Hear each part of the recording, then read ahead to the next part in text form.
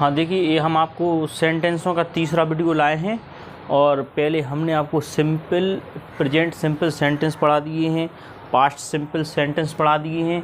ये आपके हैं फ्यूचर सिंपल सेंटेंस। तो फ्यूचर सिंपल सेंटेंस की क्या पहचान होती है, कैसे बनाए जाते हैं, इनके सारे के सारे नियम हम इस वीडियो लेक्चर में पढ़ेंगे। क्लियर है? तो आप ध्यान से देखिए, सिंपल फ्यूचर सेंटेंस हमने आपको पहले भी एक वीडियो डाल चुके हैं कि सिंपल सेंटेंसों में मेन वर्ब नहीं होती है, विदाउट मेन वर्ब की ये सेंटेंस बनाए जाते हैं। तो आपको मेन वर्ब तो पता होना चाहिए, मुख्य क्रिया जो होती है आपकी वो वाक्य में नहीं होती है, केवल और केवल हेल्पिंग वर्ब से यूज होता है। अब इसमें हेल्पिंग वर्ब क्या है? विल है, विल भी लगता है। इसमें एक और ख़ास बात यह है कि फ्यूचर में आपको ना सिंगुलर सब्जेक्ट देखना पड़ता है ना प्लूरल सब्जेक्ट देखना पड़ता है।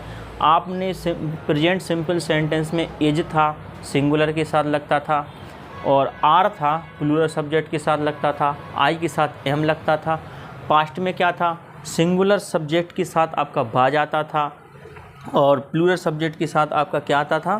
तो वेयर आता था। लेकिन फ्यूचर सिंपल सेंटेंस में ऐसा नहीं है। फ्यूचर सिंपल सेंटेंस चाहे आपका कोई सा भी सब्जेक्ट हो, सिंगुलर हो, प्लूरल हो, कैसा भी हो, सबके साथ आपका विल भी आएगा, केवल और केवल किस में? फ्यूचर सिंपल सेंटेंसों में। वो टेंसों में होता है जहां आई और बी के साथ सेल का यूज किया जाता है, लेकिन ये हमारे टेंस नहीं हैं, ये हमारे सिंपल सेंटेंस होते हैं। हमने एक वीडियो में बताया था कि सिंपल सेंटेंस और टेंसों में अंतर क्या होता है। सिंपल सेंटेंस और टेंसों में अंतर सिर्फ मुख्य क्रिया का अंतर होता है, मेन वर्ब का होता है।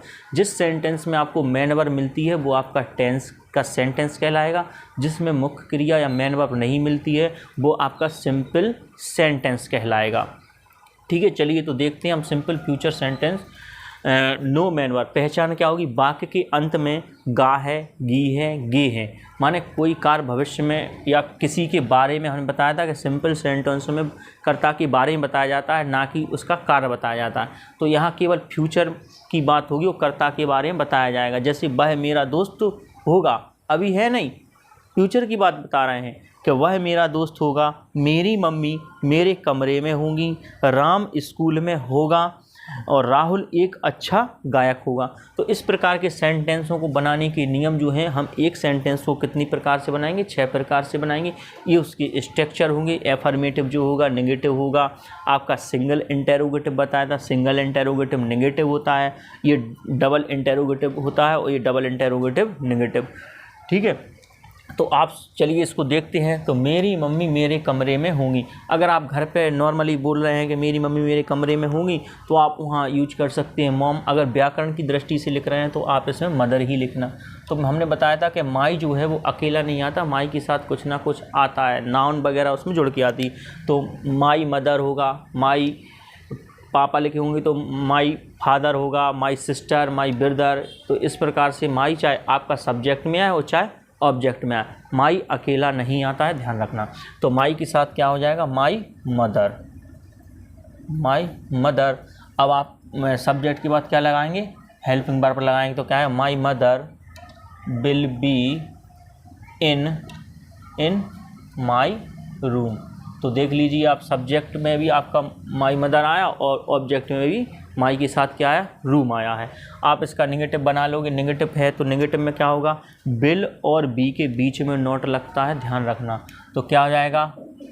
My mother will not be in my room. Clear है? अब आपका आएगा सिंगल इंटेरोगेटिव। हमने बताया सिंगल इंटेरोगेटिव क्या होती है? ऐसे प्रश्न जिनका आंसर हम एस या नो में दे देते हैं, आपकी सिंगल इंटेरोगेटिव कहलाते हैं। तो बताओ, क्या मेरी मम्मी मेरे कमरे में होगी? आप बोलोगे एस या नो।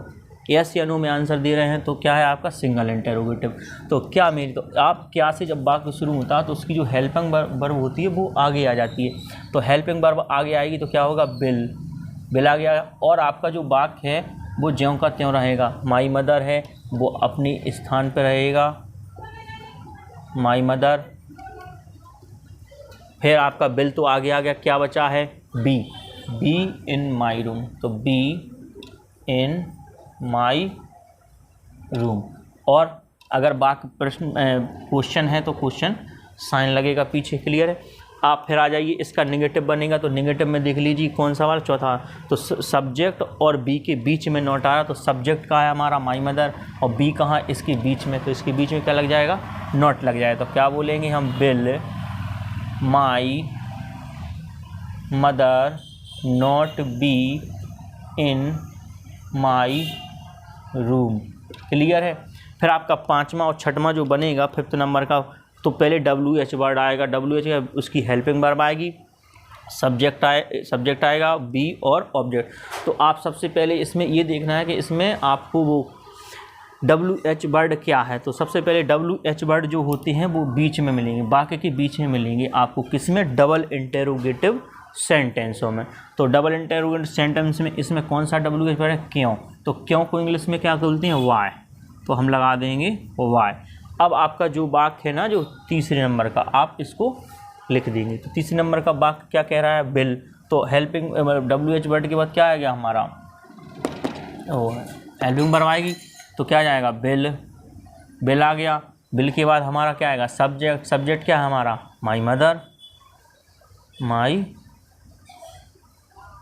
मदर, और बी, और फिर हमारा क्या आ जाएगा, ऑब्जेक्ट आ जाएगा। ऑब्जेक्ट का है, इन माई रूम। क्लियर है। अब इसका नेगेटिव बनेगा तो कहाँ आएगा, इसका नेगेटिव देख लो आप कहाँ है, सब्जेक्ट और बी के बीच में नॉट लग रहा है, तो लगा दीजिए नॉट, डबल इंटेरोगेटिव नेगेटिव। तो why will my mother not be in my room. Comments में बताइए इन वाक्यों को बनाकर, जो भी इस वीडियो को देख रहा है। क्लियर है। तो आपको हमने इस प्रकार के सिंपल फ्यूचर सेंटेंस को समझा दिए क्या नियम है। अब आप हमारी बात सुनना ध्यान से।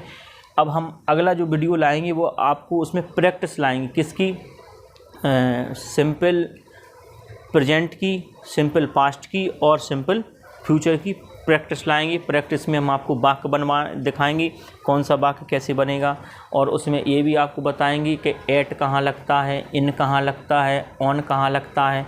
तो ये सारे के सारे हम आपको क्लियर करेंगे। क्लियर। इसको उतार लो और वीडियो को सब्सक्राइब कीजिए, लाइक कीजिए, कमेंट्स कीजिए और शेयर कीजिए, और हमारे वीडियो को अच्छे से देखते रहिए और बिल्कुल शुरू से देखिए, ताकि पूरा सिलेबस जो हम पढ़ा रहे हैं आपको एक एक चीज़ समझ में आए अच्छे से। क्लियर है। Okay, thank you.